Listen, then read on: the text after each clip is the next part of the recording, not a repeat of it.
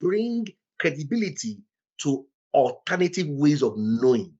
That is the indigenous First Nation people. You don't see that not only the scientific way of knowing that exists, but we're talking about the indigenous way of knowing.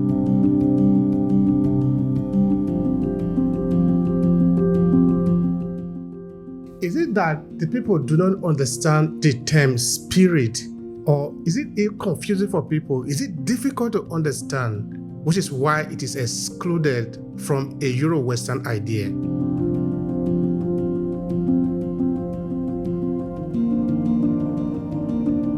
There is a need for spiritual intelligence to manage technological advancement.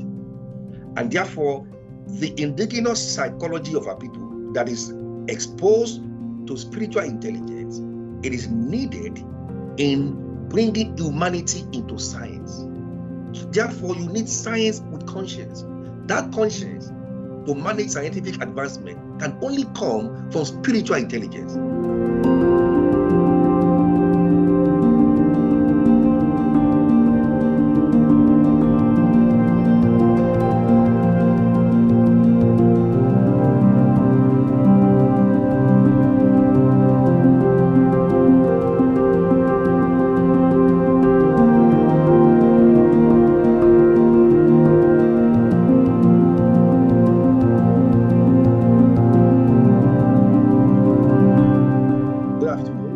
My name is Oluwafemi Esan. I am the pioneer of the first transpersonal mental health clinic, a virtual clinic in Europe.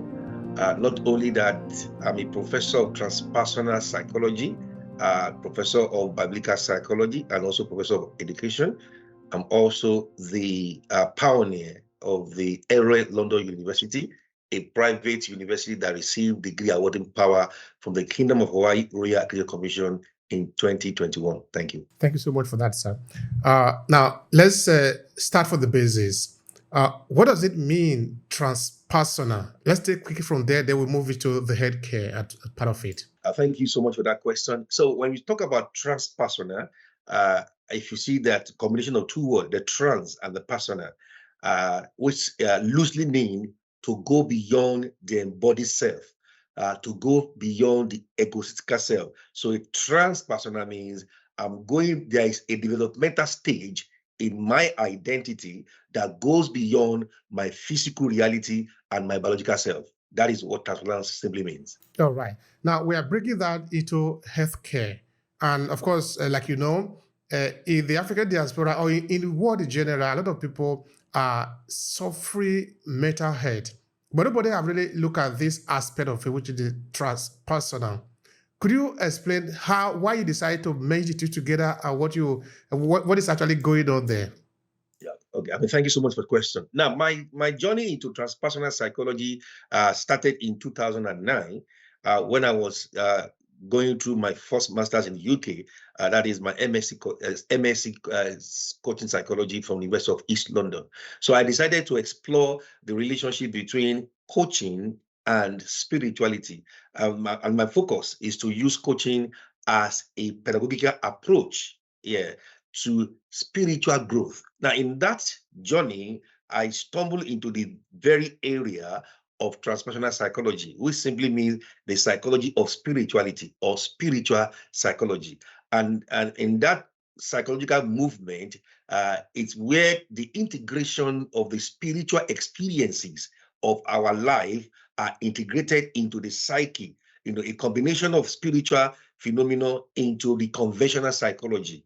Now, that is also built on the tripartite nature of human being. That is, man is a spirit, he has a soul, he lives in a body. Now, looking at mental health and health, of course, there are many facets to our health. We have our physical health, emotional health, our financial health. Then also, that also leads us to look into our spiritual health or the health of the spirit. In other words, transpersonal mental health does not only focus on the human body, it's focused on the health of human spirit. How healthy is your spirit? Also, the fundamental thesis for this approach to health and mental health care is based on the premise that a sound spiritual health is the foundation for sound mental resilience. But how do we know if the spirit of a person is in sound mind? Okay, can we put it like that? A sound mental spirit or a sound mental state? Yeah, of course. I mean, if you look at the Christian Pentecostal philosophy, talking about the New Testament theology, use expressions such as sound mind. Now, where that expression is coming from ontologically is the fact that the mind is located within the soul. So the soul is made up of three components: the mind itself, the will, and the emotion. So those are the three components of the soul. Now, when you look at those three components of the soul, where the mind is defined as the seat of consciousness and where we experience and we interpret our conscious stimuli from our environment, whether it's external or internal. Now, talking about that, you can now say that the soul is also linked to the spirit and is also linked to the body. So the spirit of a man has influence on the soul, and the soul accommodates the mind. That means the essential nature of the mind is spiritual in its nature. That is very important now. So this three part, the we, the mind, and the emotion, which one are we trying to affect by this your approach to mental health? And which of them are we mainly trying to affect? Yes, I mean, it's a three component because in our clinic, we use the biopsychosocial spiritual model. I'll say that again. The bio, that is the biological; psycho, the psychological; the social, that is your social network; and the spiritual model. Now, these three components, our biological existence, our psychological existence, and our social existence, and our spiritual existence are interwoven. Any imbalance in one of them will affect every area. What we find out that the main weakness of the modern Eurocentric psychiatric medicine is the exclusion of the spiritual framework in intervention into mental health care. Because what Eurocentric medicine or medical model does today is just to look at spirituality as a support network for patients going through mental health challenges. But the entire concept of transpersonal mental health care model is built on the spiritual framework. Now, that framework states that your spirit is the essence of who you are, not just a component. Thank you. All right. Now, let's first of all try to understand it. Let's pretend to understand it from the European, as if we were European. Why did they set it up like this? Of course, again, when we look at the issue of knowledge and how to know, you will notice that there is a dominant hegemonic concept of knowledge, and this has its own political undertone. That is, knowledge itself is being controlled by political powers, and that goes again to the curriculum. So you now see that happens because the Eurocentric curriculum is based on the ontology of materialism. That is, man is just mainly, according to that ontological foundation, is mind and body. And that is the dominant ontological foundation of the curriculum. Anyway, for the people that are listening to us, sorry that we're asking a lot of questions here. Of course, we need to do, because this have to do with our psyche, with our mind. And there is a lot of psychology into it. There is a lot of philosophy to it. There is a lot of understanding that need to be done. So that is why I'm sort of going to be moving around, trying to make sure that we explore the argument for people to understand it deeper. So a couple of days ago, I was interviewing an expert on African spirituality. We're talking of the question of knowledge, because I think our latest episode, we talked about the presence of Africans in ancient world.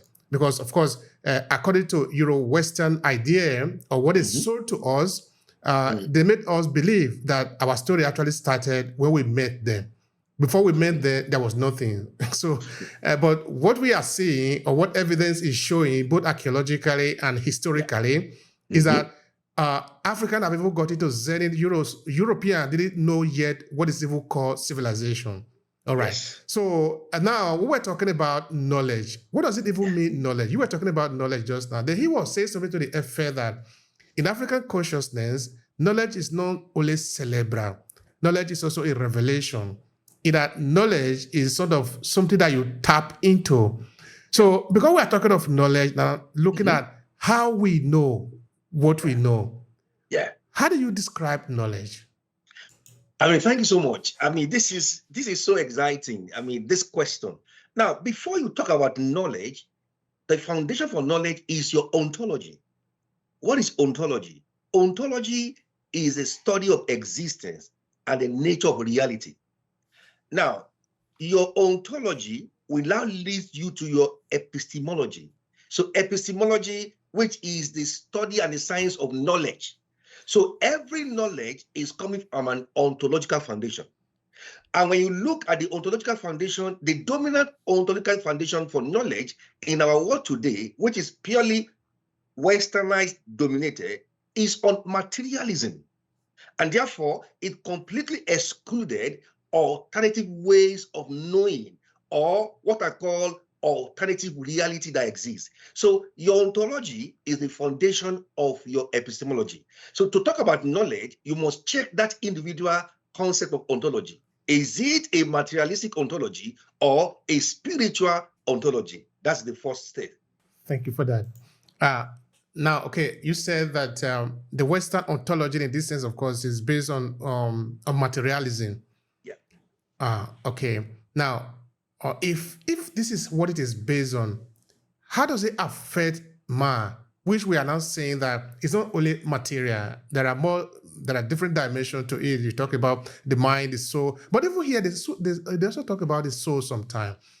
Is it that they are looking at it from a superficial level? They are not going deep enough, or they are talking about it, but they are not really concentrated on that. I don't think that is clear for me. Okay, yeah, like I said, you look at the dominant philosophy of curriculum. The philosophy has been built over hundreds of years on the ontology of materialism. That is materialistic perspective to life.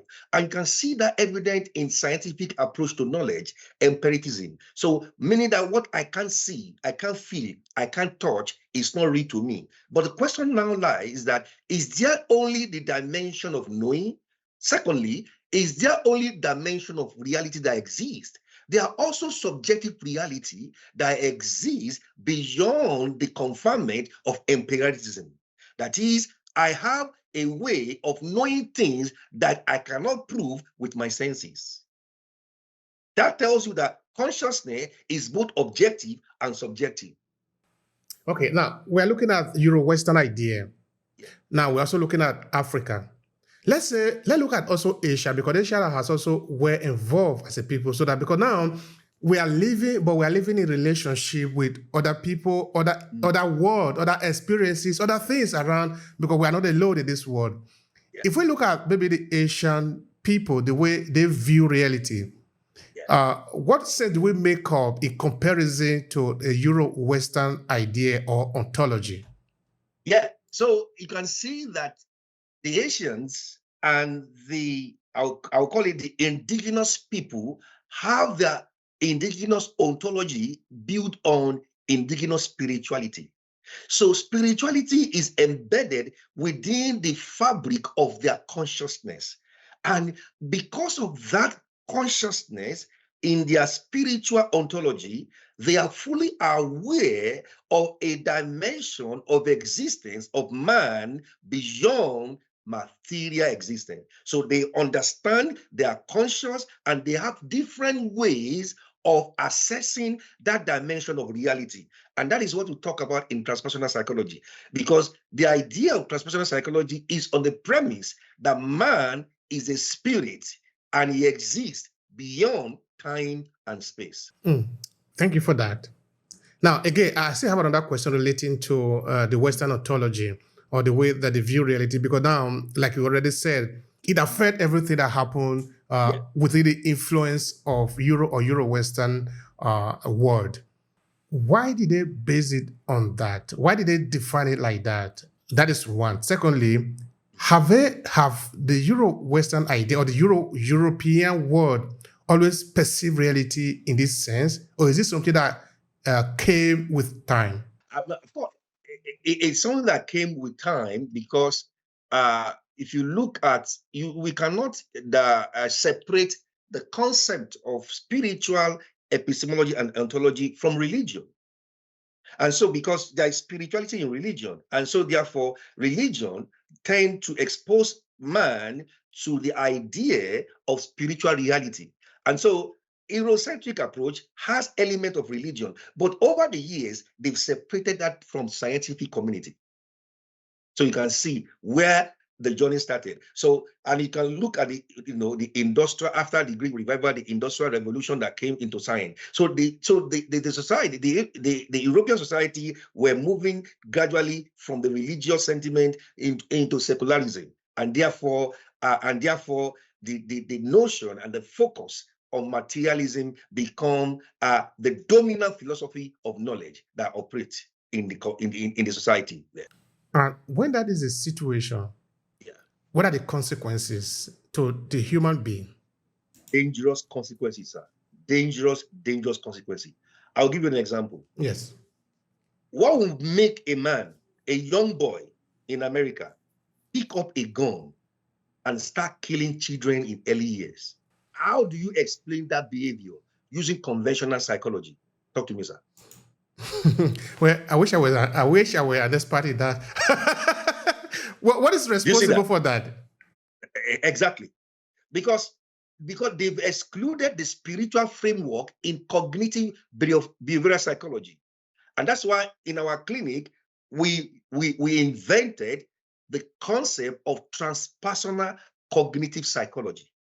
Now, cognitive psychology states that I think, I feel, I behave.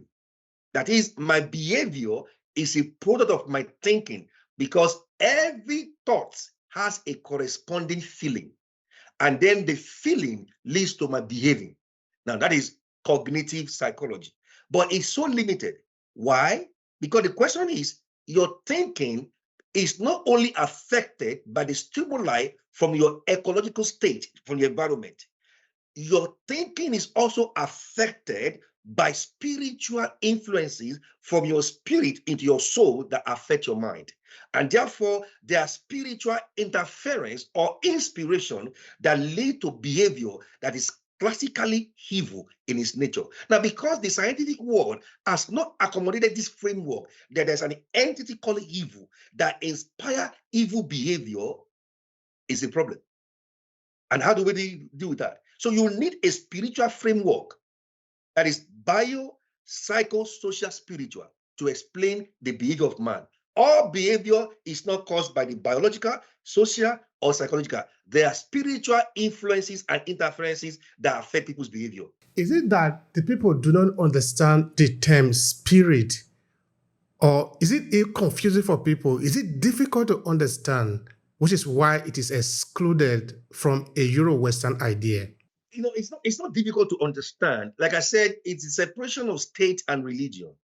Those political undertone that happens over the years that has led to more European community becoming more secularized.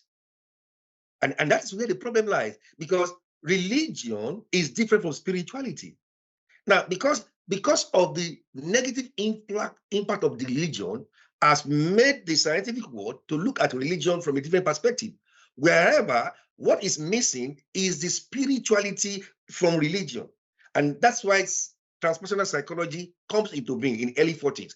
It's a movement that believes in spirituality as part of our essential being.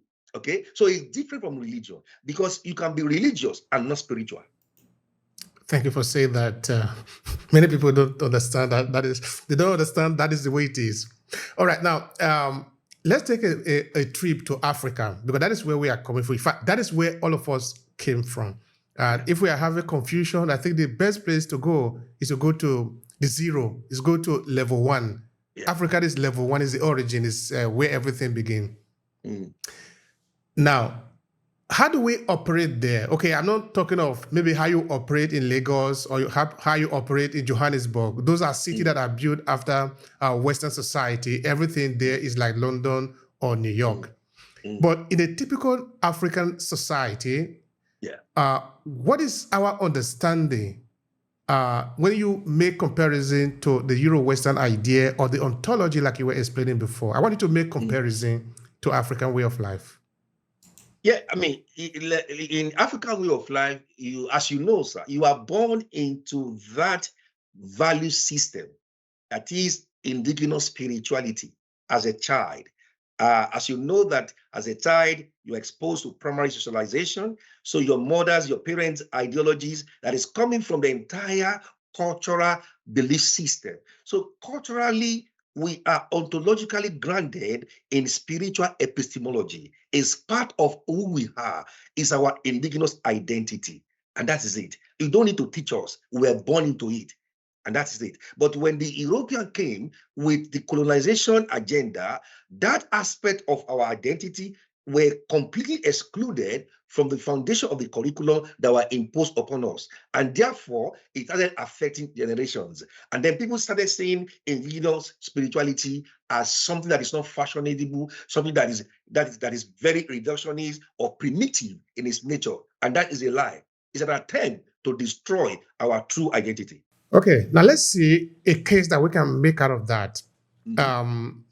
If people say that those traditional way of life, that belief system where the human being were very close to nature, Mhm. did it bring development? So the way to go for development or to go for science or technology or whatever it is, Mhm. have to be the Euro-Western idea of Yeah. materialism, which Mhm. is because by materialism now we are sort of taking the human being away from taking a human being away from the natural state and sort of Mhm. recreating it as an intellectual concept almost, so that Yeah. the man have to correspond to what we have perceived of him, the identity that we have created for Mhm. him, and give Mhm. to him like a clothes. He need to Yeah. wear it. Mhm. Now, we build a society, a development based on this idea. Mhm.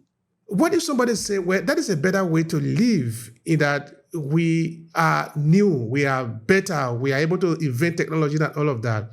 Yeah. I'm trying to even see what is the blurry line there that separates what is even what is the value that we need to defend and what is the value that we need to reform so Okay. that we can actually progress. Okay.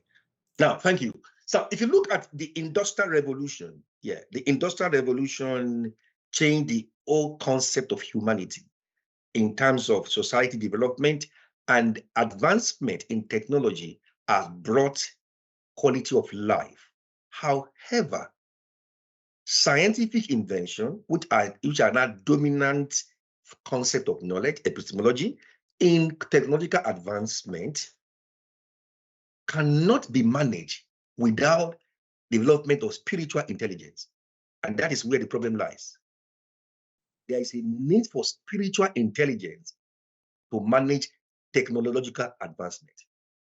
And therefore, the indigenous psychology of our people that is exposed to spiritual intelligence, it is needed in bringing humanity into science. Therefore, you need science with conscience. That conscience to manage scientific advancement can only come from spiritual intelligence. That is the argument. That is very interesting. It's very interesting because it's taken out to an angle that we really need to explore. Yeah. In that, when we even say development, what are we even talking about?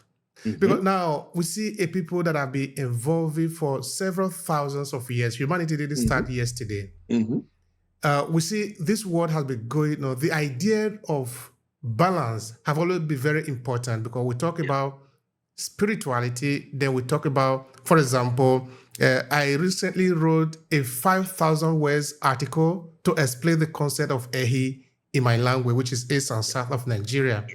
Then there I was making reference to some gods among the Esan people.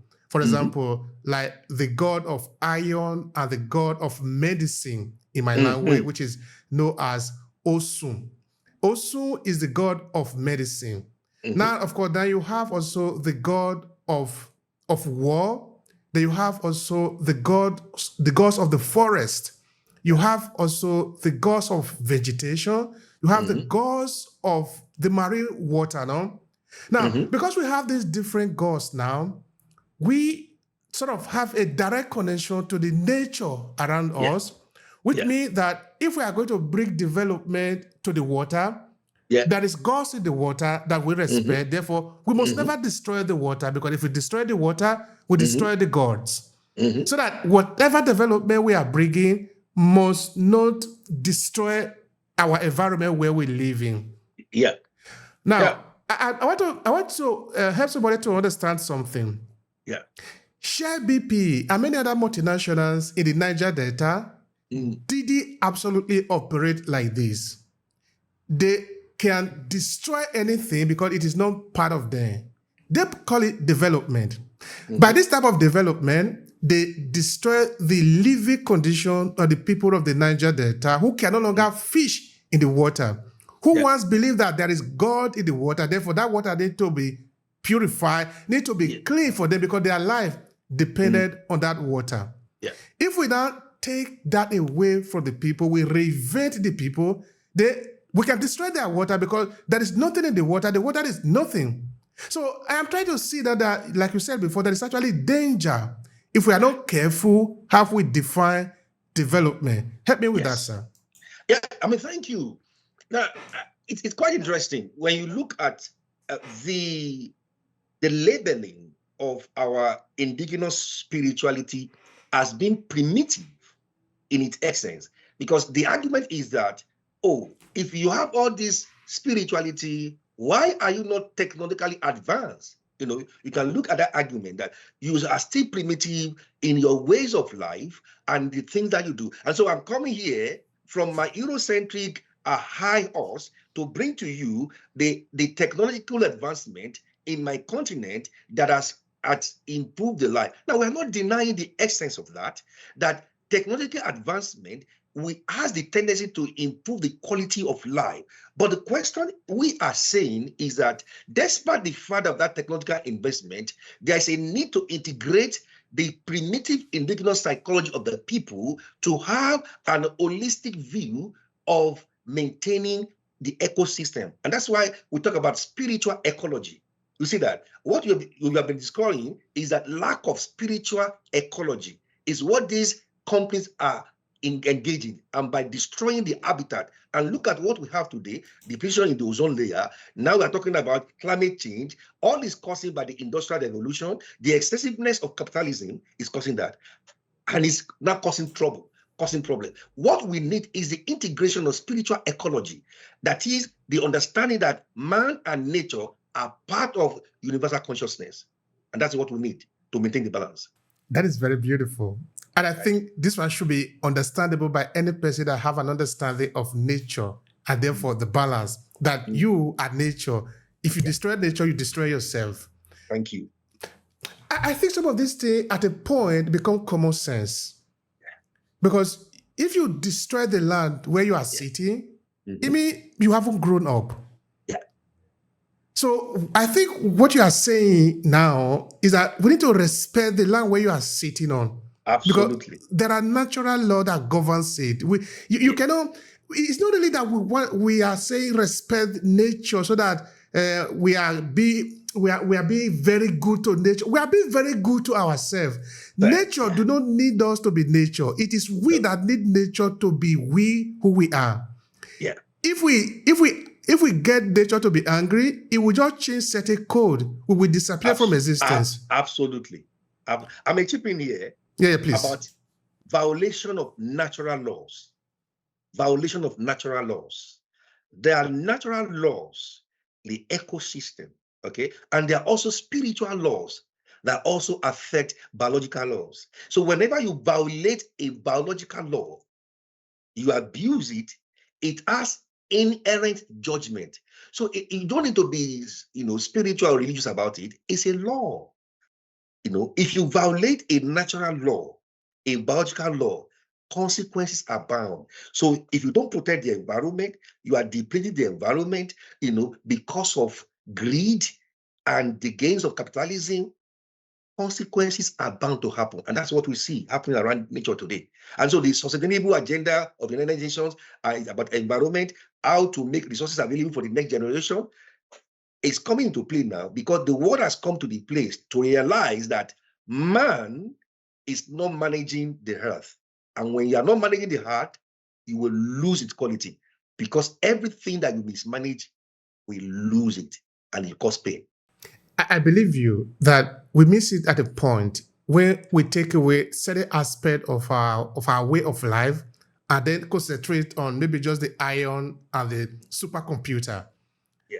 Because even among the scientists, there are the fear everywhere. Look, for example, the invention of AI beginning from, let's say, towards the ending of last year and this year, everybody's talking of AI. But if you go deep in that research, you see that there is fear even among the people that are inventing this technology. They are fearful that this AI is going to take over and do this and do that and do that and do that. But if again we have invented AI based on our idea of life, based on who we are, based on balance, based on understanding what we are, that we are depending on the nature that we are part of, that our life depends on this land. That is how we build this technology. We don't have any reason to be afraid. You know why we are afraid? Use your AI, say artificial intelligence. Please, can you define to us what is artificial? I wish I was an expert in that too. But anyway, I think it's a combination of certain technology, of certain... You see that? The moment you say something is artificial, what comes to your mind? Now, no matter how we are advancing in AI, which is beautiful, AI doesn't have emotional intelligence. Talk to me, sir. There is no emotional intelligence in AI. So what we need is the biopsychosocial spiritual model, an integrated approach, how humans bring emotional intelligence into AI. Don't forget, at the heart of humanity is our emotion, your emotional well-being. That's it. That's it. So any technological advancement that neglects your emotional well-being will lead to mental health challenges. What we are going to, what we are saying now. Because the neglect of the emotional health that is tied to our spiritual health has led to the current rate increase in depression and mental stress that the world is going through today. Thank you so much for that. Now we have gotten to that point. Let's talk about the situation that we are dealing with today, which is why you are pioneering this a new approach to look at mental health, which is a transpersonal mental health. What do you see around you in the UK, because you live in the UK, in terms of the mental health? Of course, we can also look at generally in the West, because of course, I think it's more in the West than in Africa, but it's also, it's a pandemic in Africa. There's no need to deny that. Help me understand. What is the situation? I will start with the prediction of the World Health Organization. Now, the World Health Organization predicted that by 2030, the number one health condition in both developed and developing world is depression. Number one, by 2030, that the number one health condition, so the next pandemic is depression in both developed and developing world. Now, coming to UK is known as the suicide capital of Europe.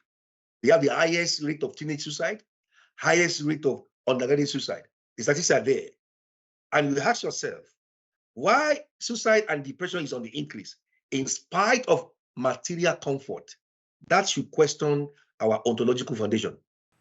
But somebody is thinking, I want to believe somebody is thinking. If you ask people, what are they thinking about? What can be the possible solution to this? Because Albert Einstein once said, I think, that you cannot provide a solution to the problem with the same mentality that lead you to develop the same problem the same way. Help me understand that. So the problem is going back to the ontology of our epistemology. that lead to the curriculum in psychiatric medicine. I say that again.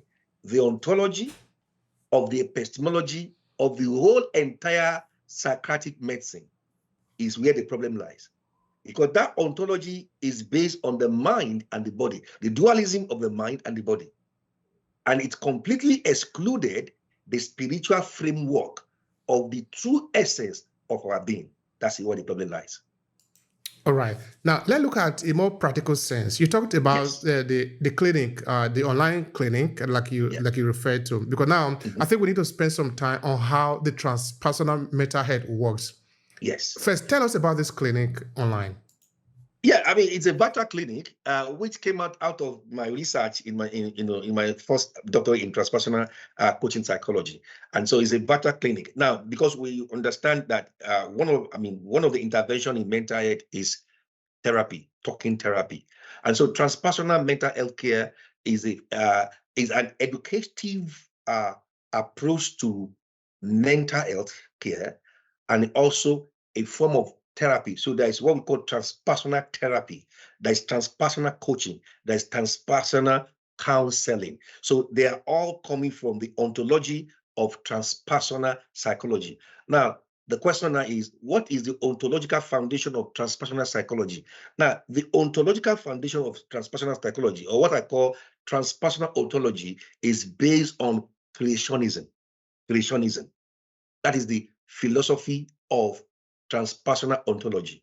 Now, when you build on that philosophy of creationism, which states that the visible and the invisible and all life form came out of the divine creative act of God, the supreme being that we call ultimate reality.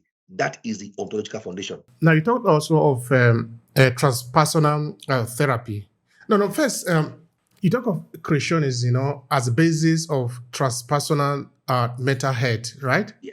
Yes. Intervention. Yes. Intervention. Now, I'm trying to understand there. God have created all of us, of course, all of us as His children. Yeah. This approach that we have, this different approach that we have, is it part of the plan, or is it something that we have developed on our own? You see, it is not something we develop. It is based on the ignorance of our spiritual consciousness. I do say to our students that humanity is suffering from crisis of identity. Now, psychologists, sociologists, they found out that the number one cause of health problem, whether it's mental, physical, is attributed to identity crisis. Who are we? Are we just body, mind and body? Is that our identity? If you believe that you are just mind and body, that is on the ontology of materialism. And every intervention that you have is now limited within that paradigm of that ontological foundation. Every prognosis, that's why you see medication, even your therapy. If you are operating from the ontological foundation of materialism, your therapeutic intervention is still limited within that paradigm of the ontology, which excluded completely the spiritual essence of our reality, which is our identity. That is where the problem lies. And that's the gap I saw when I was doing my research. And I said, okay, we need to now to build a transpersonal mental health care approach, whereby it is built on the concept of spiritual health. As you have your emotional health, your financial health, your physical health, then your spiritual health. And I came to the conclusion in my research that spiritual health is the foundation of sound mental health. Secondly, that spiritual health is the foundation for building sound mental resilience to manage the stress of life. Because every human being on this planet, whether religious or non-religious, we all go through stress. And your mental health determines how you are coping with stress, both external and internal. But that coping strategy is also coming from a philosophical mindset of your ideology of reality, whether it's materialistic or spiritual. That is where the problem lies. Thank you. Thank you so much for that. So a couple of weeks ago, I interviewed an expert in the US. They have a program where they sensitize people against juvenile suicide, people that are committing suicide at young age. And it was really emotional what she sees also in the course of her work. Then at the point I was saying, where in Africa, or at least in African philosophy, from the one that I know, it's almost a crime for you to take your own life. You call it your life, but it's not only your life. It belongs to everybody. It belongs to the same community. Now, this is why I say this. I've also interviewed another professor in line with the identity crisis that you were talking about. And he talked to me about personhood from the way it is seen from Africa and from the way identity or a human being is seen in a Euro-Western idea. That in Africa, you are seen as having a strong connection between the past, the present, which is where you are, and the future. Yeah. Which means now, if you understand it like that, committing suicide, meaning you are denying those that are going to come after you, which is the generation of born, because they are part of who you are. Therefore, when you have challenges, you need to understand that this is not for you alone. It's not all about you. You are part of a process. You see, I was telling you just now that I wrote an article, this 5,000 word article. I talked about reincarnation. They also talk about an ancestral connection. Yeah. What do those mean to us? If we are able to understand this, is that no matter what is going to happen to us, it is never the end of it. It never get to the point I will say, oh, I'm tired, let me just die. No, you don't die. You call on your ancestors. Tell them that is something that you cannot do. Okay. Please what go. You are saying, you are talking about building mental resilience. Watch this. How do you build mental resilience to resist suicide thoughts? I'm going to use this opportunity to explain to you what we train in our clinic, the transpersonal mental health approach to suicide. What is suicide? An idea, a thought to take your life. Now, the question is, where is the origin of thought? Where does thought come from? As a human in an ecosystem, through your environment, by your physical senses, you can initiate thought. Thought comes from what I see, what I hear, what I feel, okay?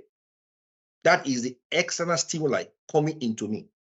Also, through my internal system, my physiological self, I can be having feeling and have thought. Now, thought can start from feeling, and feeling can initiate thought. We all agree. Now, that explanation is still limited. It's not complete, because that explanation is coming from an ontological foundation of materialism. You see the problem? You have to go back to the ontological foundation. That is your concept of reality. Now, if you now move to the unseen reality, the spiritual ontology, we understand from the tripartite nature of man. Man is a spirit, he has a soul, he lives in a body. Now, the spirit of a man has influence on the soul, and then the soul influences the body. So, which is the essence of the psychosomatic effect. So my mind affects my body. Watch this. My mind affects my body. The psychosomatic. Now, the word psyche is the mind. Suke is the mind. Soma is the Greek word for body. So my mind affecting my body. You see that? My mind affecting my body. Now, that is still within the dualism of mind and body. The question is, does the mind is exposed to spiritual stimuli? Yes. That is where the transpersonal, transcending beyond the mind, influences beyond the mind coming into play. There is a world called spiritual world. that is full of evil entity and spirit of God entity. You can be inspired by evil entity. You can also be inspired by the Spirit of God. That is an ontological foundation that the scientific world has completely excluded from the medical model of psychiatric medicine. And that is the missing point, that the transpersonal model come to fill that gap. How are you able to help people understand this after they have been taught about this dual mode of looking at life? How is it easy for you to be able to help them understand this dimension, as it were? Yeah, I'm going to say it is based on stimulating your spiritual consciousness. That's it. Every human is a spirit. Not that they have a spirit. You are a spirit. Regardless of your color, you are a spirit. Secondly, every human is open to spiritual consciousness, depending on the environment and their belief system. In other words, you can stimulate someone's spiritual consciousness through certain practices like meditation, prayer. You see that? So you don't need to practice that spirituality within a religious circle. That's why we said there is spirituality outside religion. I don't need to be in a certain physical place to feel spiritual, because I'm a spirit at any point in time. And because I'm a spirit at any point in time, I can rest my spiritual consciousness or my super consciousness to transcend time and space and tap into knowledge beyond my cognitive ability. Why did they take away all this knowledge from the educational system? Why? Politics, control, because there is dominant, and that's why we talk about emancipatory knowledge. One of the philosophy of our university is the emancipatory knowledge. To look at status quo, what is knowledge? How do we know? We need to question that. Is the scientific dominant way of knowing is the only way of knowing? No. There are alternative way of knowing, that I can use my spiritual senses. The same way I have my physical senses, I also have my spiritual senses. In fact, my spiritual senses is even more accurate than my physical senses. And I can train my spiritual senses to be sharpened so that I can operate with spiritual intelligence, bringing creativity into my psyche. And that's what I call intellectual spirituality. We need to spend some time on that part. How do you train your spiritual mind, your spiritual intelligence? Please, those are important for us. Yeah, thank you so much for this question. If you look at, even in the Industrial Revolution, if you look at every invention that have solved major problems for humanity, we argue those inventions and the individual involved, they were able to transcend the limitation of their cognitive ability. They had a quantum leap into higher consciousness and tap into divine creativity. And that's what we call transpersonal inspiration. When you look at creativity and innovation, it's not coming from your cognitive reservoir of knowledge. Creativity and innovation is a product of transpersonal inspiration. You receive an inspiration into your psyche through your higher self, and you are able to bring it down into the intellectual, and you have practical solution. And that is what we are lacking in indigenous psychology.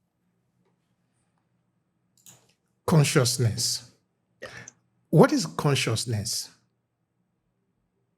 Consciousness is your ability to be aware of stimuli in your environment. Now, consciousness is not only objective, it is also subjective.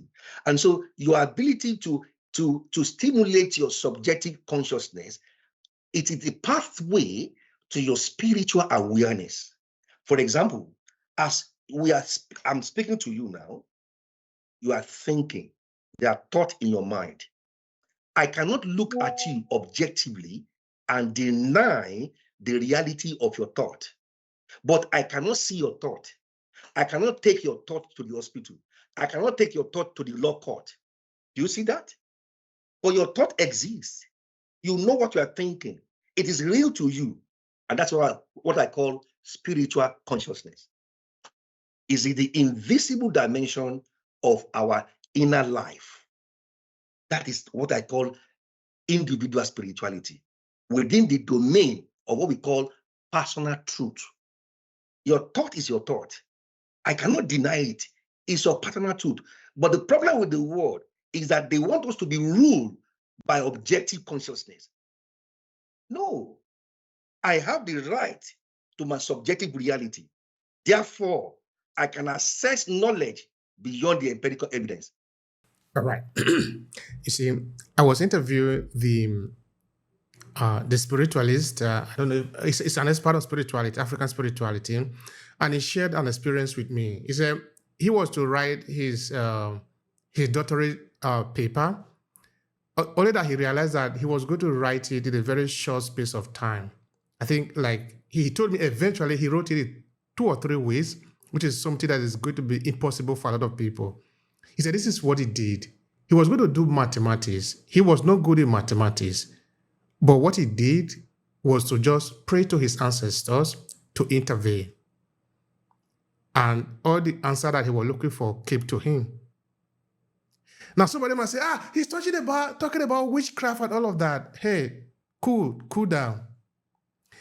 I read a book by Napoleon Hill called Think and Grow Rich. Napoleon Hill made exactly the same, asserted the same evidence, saying that you could call on Thomas Jefferson today if you want. All of them are available for you. So which means that it is not only in Africa that we are talking about this ability to connect beyond what we know, beyond what is possible for us. What you know, at what dimension of reality, that's it.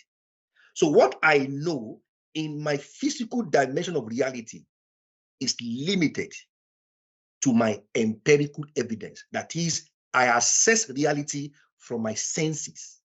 However, the essential nature of who I am as a spirit, I can transcend the limitation of my senses and use my spiritual senses to tap into resources beyond the limitation of my cognitive ability. And that's what I call spiritual intellectualism. I know I've asked you before, but I'm going to ask you again. Some tips that beginners need to apply for them to be able to grow their spiritual intelligence. You know, people talk about emotional intelligence and all of that. Yeah. Mm-hmm. Now you're talking about spiritual intelligence. I think it is important. What are some of the tips? Now, it starts from the realization and the consciousness of my self-identity. That is, when I come to the consciousness of my spiritual self, that's the foundation. I know I'm a spirit. And because I'm a spirit, I need to feed and nourish my spiritual health. And that is what we teach in our school. Spiritual health is real, is the foundation of your mental resilience. The same way you eat food in the natural for your physical health, there's also food for your spirit, food for your soul. And this is where the issue of liturgical worship comes in. So you read the holy books, I meditate, I pray, I worship. When I worship, I create atmosphere to have the manifest presence of God to come and commune with my spirit. You see that? If you are a Christian, if you are a Muslim, if you are a if you are part of Judaism, all these religion has their ritualistic practices that help them stimulate and the spiritual consciousness. You know, it has to be intentional. That is what is missing. It is intentional. Okay, I have a curiosity now, because many of us now, when we take up the Bible or the Quran and read and say we are connected to God, we are connected to the Spirit, but we are scared to say we want to connect to our ancestors. What is happening there? How can you be? Because I don't know. I have been a Roman Catholic for a very long time. In the Roman Catholic Church, Mm, when you pray, you ask for the intervention of the saint. Saint yes, Andrew, it will literally be like this. It will literally be said like this. Saint Michael, pray for me. Saint Andrew, pray for me. But who is Saint Andrew? Saint exactly. Andrew, first of all, who is Andrew? It is Andrew that became a saint. Therefore, Andrew was a man. He's an ancestor of other people. I am coming from Nigeria. There is nobody in Nigeria who is qualified enough to intervene in my case. So Exactly. I'm calling on St. Andrew to intervene for me. No, I think something is missing here. Can you please you share know with what is me? missing is that there are psycho-spiritual philosophies. Don't forget. You cannot separate spirituality from philosophy of spirituality. Philosophy of spirituality that you subscribe to will either elevate your spiritual life or you limit it. Now, I'm a baptized Pentecostal individual. I had an experience, an encounter in 1985 at the age of 11 with the manifestation of the baptism of the Holy Spirit. I don't need to pray to any entity. I have a direct connection with God through the person of the Holy Spirit. And this is my psycho-spiritual philosophy. The Spirit of God is not it. It is physically present in me and also spiritually present in me. And I can prove it at any time. All right. My question is still lingering. Why do we as African find it difficult to connect through our sources? Why do we find it? Okay, now let me put the question to you like this. Mhm. I have a friend, she does ancestral healing. Yeah. Now, she was telling me how when you make mention of the word ancestor to many Africa, they will like, oh, they will be afraid. They will really scared. You will really see they're scared. In the mind of many Africans and also many African in the diaspora, that Mhm. word scared them. Yes. You But know why? they pray to the ancestors of other people.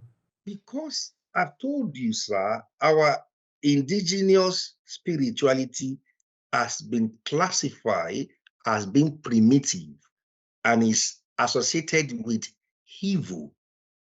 You know that? So nobody wants to come out and tell you that I'm an indigenous spiritual person without classifying yourself within the three major Abrahamic religions. And that is a mental conditioning that the Eurocentric invasion into our culture, they've done a good job on our psyche. So you don't want to identify with your indigenous spirituality because it is labeled as being primitive and old-fashioned. So you use the word like juju, voodoo. What comes to your mind? Evil, negativity. So it is a mental conditioning. Thank you. This is part of the people that also need to wake up. Yeah, the other mother that I interviewed, he said, it's wake up because we are asleep. When you are asleep, the only thing that need to happen is for you to wake up. And when you wake up, you will Yeah, leave. yeah, yeah, All right. Tell me about the transpersonal therapy. What is yeah, happening there? What happened there? yeah. So the transpersonal approach to therapy, and in this regard, we're talking about the talking therapy, which is an intervention. Now, in mental health, I mean, there are a lot of therapies. And like I said earlier on, every therapeutic intervention falls within an ontological paradigm. Okay. So the starting point is your ontological paradigm. So because we are looking at the knowledge here, your epistemology. So your ontology determines your epistemology. So you now need to look at an intervention from their ontological foundation. What I'm trying to say in a simple word is what is their philosophy of reality? That's it. So the philosophy of reality of that individual will determine its epistemology, that is their understanding and their belief system about the nature of knowledge and how to access knowledge. So if someone is operating from an ontological foundation of dualism, that is mind and the body, which is materialistic, all they will do to you, they will be able to talk to your mind, your will, your emotion. So that intervention excludes completely your spiritual essence of who you are.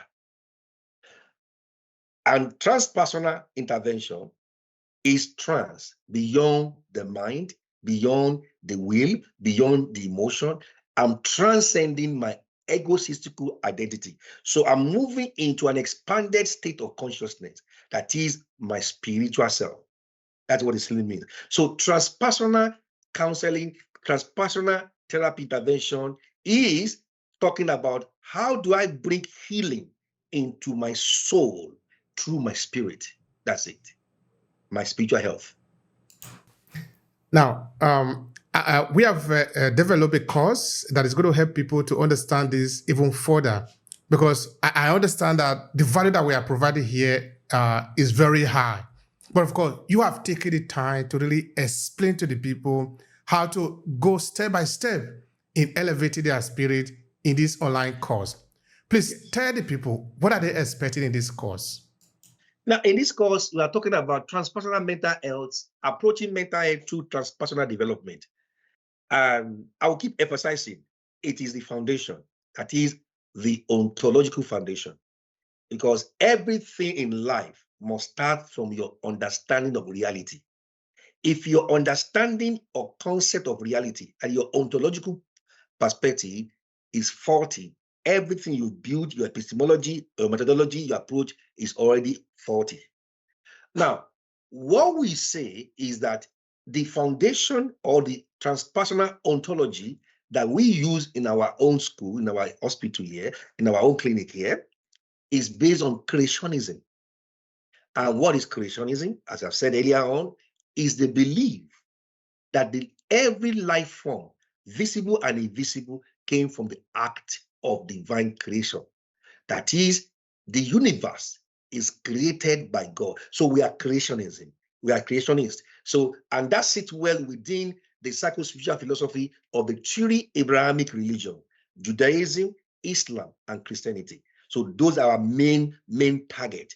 So using the psycho-spiritual philosophy of creationism, okay, it establishes the foundation that I'm a spirit and I exist beyond time and space. And spirit has no color. Spirit has no gender. That belief alone has already solved many of the misconceptions about human identity. The next thing now is, how does it relate to my mental health? Okay, fine. Every human has a philosophy of life. That philosophy of life is our belief system.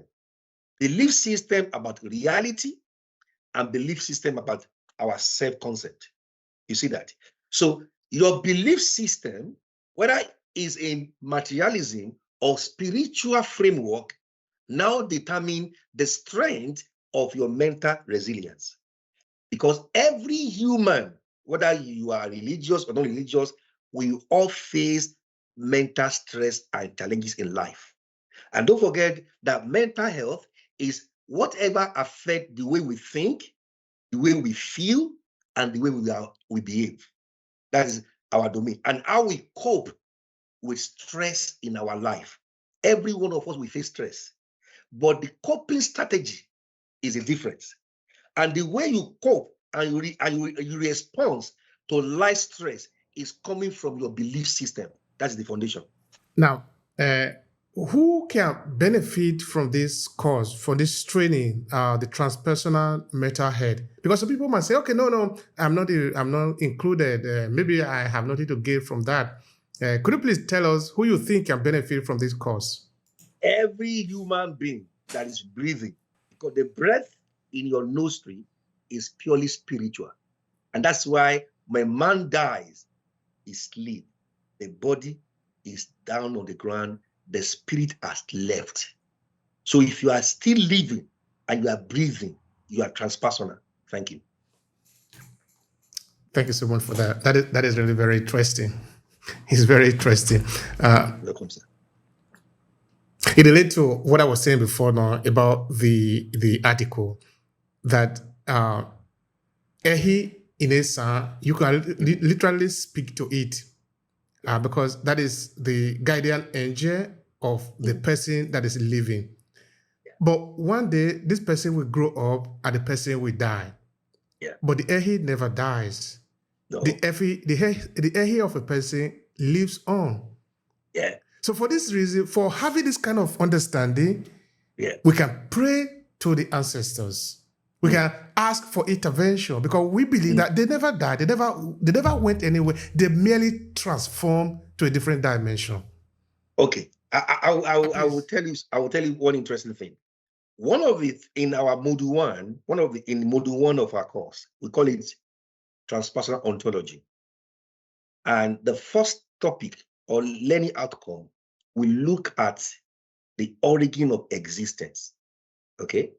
That is creationism.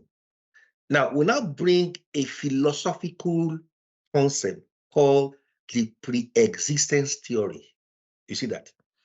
And we found out the pre-existence theory in the 3 Abrahamic religions, including my own traditional Ifa religion, and it's also in your Hei, the Asian people. Now, the pre-existent philosophy is saying that you are being in existence before you manifest. I'll say it again. You have been in existence before you manifest. The day your mom gave birth to you is not the beginning of your life. In fact, that was the day you showed up on this part of reality. So beautiful. So well said. Thank you. So well said.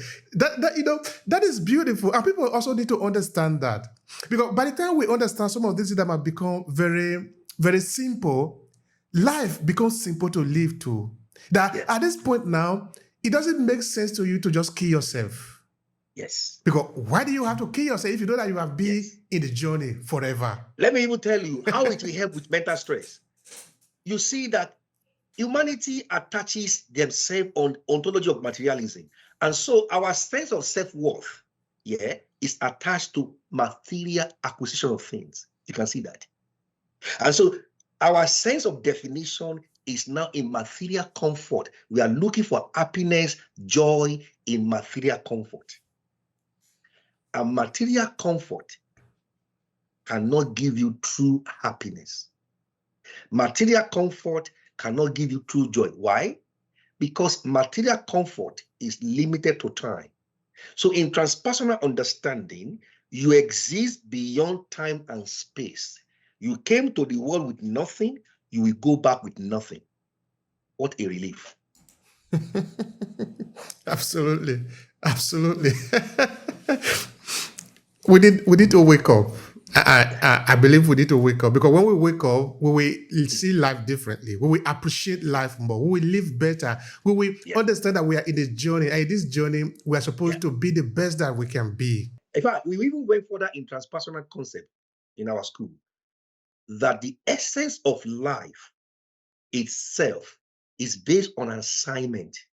You see that? You came here for a reason. And that's why we talk about purpose, transpersonal purpose.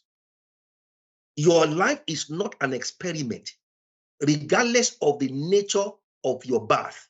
Even if you are a product of a rape, the fact that the Creator allow you to step out of that womb is an indication that you are here on an assignment. But the danger is that people experiment with their life and with their time. And that's why frustration sets in, especially the midlife crisis. You see the increase in suicide and depression among people in the third age, midlife crisis. You see that? So it's all coming from our ontological understanding of what is reality. And the concept of how do you find meaning? Does life have a meaning? Yes. What makes life have a meaning? The discovery of your purpose. Sir, what you are doing right now with your podcast, that is your assignment. You are born to do this. Thank you. And that's what's called the psychology of fulfillment. You are fulfilled I've seen you smiling, asking questions. Yeah, you are fulfilled. What I'm doing also, we can go on and on. I'm excited. Why am I excited? There's a difference between your career and what you are born to do. That is beautiful. You see, there is a lot of value that people need to get from this course. So Yes. if you are listening to us, get a copy of it at aclasses.org. Of course, in this video, there's going to be a link where you can get a copy because Professor Esan, you can see for yourself now, is an expert on this topic. We have this course. There is also other courses that are coming. And of course, he is managing a university entirely based on this. They have series of training that can help you understand it. You first take this course is a beginning for you to begin to understand what is in place for you. Because it's not something, it's not a book of 10 pages. This is it's an entire program that can revolutionize your life. If you are interested, get a copy, get to know what is going on here, and then be fully immersed into it. That is what it's all about. So that you can have a different meaning to life. You can have a different understanding to your life. You are here not by mistake. You are here for a purpose. You have a mission. Yes. Yes. And you need to understand it really deeply. Amazing. Now, you have a mission. Some people, because like we say, you cannot separate religion from spirituality. And because every religion has its own spiritual philosophy. Yeah. And so, for example, I'm from the Pentecostal Protestant movement. I'm a Pentecostal, indigenous Pentecostal person from Nigeria. And so there are some teachings that say, oh, I'm looking for the will of God. Like I'm going to look for the plan of God. No, you are born with the will of God. How? To every purpose, there is potential. The creator, the manufacturer, the ultimate reality is a designer. And if you see this evident in nature, fish is designed to swim in water. Water is the natural habitat for fish. If you take fish out of water, it's a matter of time, it will die. That is why people are frustrated today because they are working in an environment that is not in alignment with their natural gift and talent. Thank you so much for that that. has to be changed in philosophy of education. And that's why we put forward we have a master's degree in that, a PhD in transpersonal philosophy of education. And that is what I believe the world needs now. Our philosophy of education is incomplete without integrating the transpersonal aspect of our identity. All right. So what you were saying before, you said there are different programs that people can understand. If you can just spend a few words there about the university itself.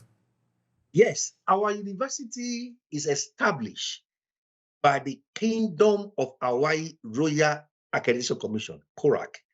Now, CORAC aim is to enhance and to bring credibility to alternative ways of knowing. That is the indigenous First Nation people. You now see that not only the scientific way of knowing that exists, but we're talking about the indigenous way of knowing. So CORAC has set up measures, which is established in 2018 by His Royal Majesty King Paki Silva Jr., the king of the sovereign kingdom of Hawaii, who happened to be our chancellor. So we are an indigenous university operating on indigenous ontology as the foundation of our curriculum. That's it. And so we operate two philosophical identity. Number one, the emancipatory concept of higher education and the transpersonal philosophy of higher education.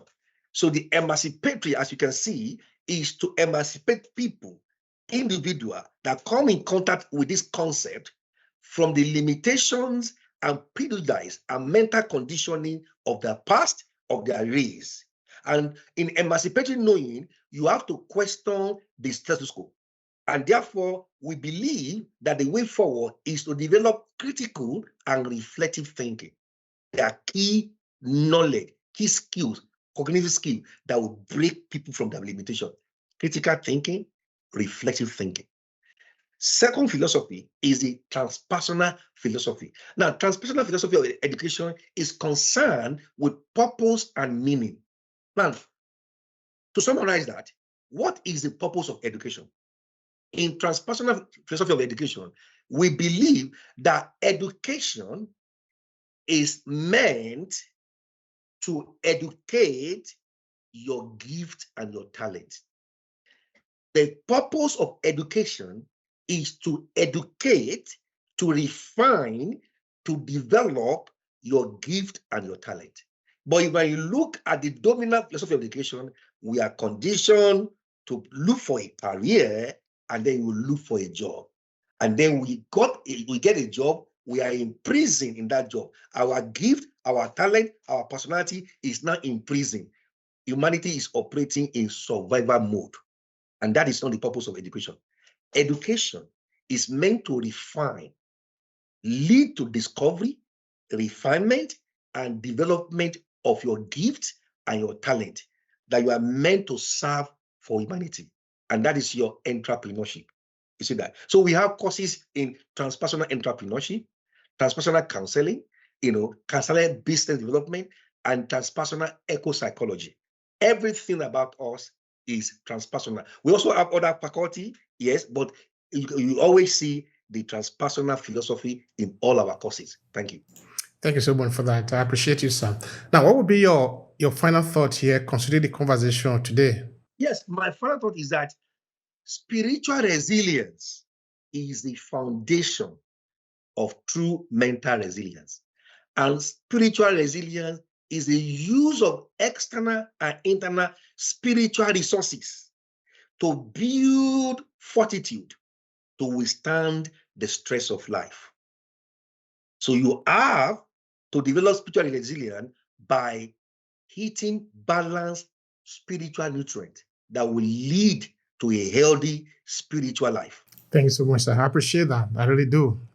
This has been very, very interesting conversation. Thank you.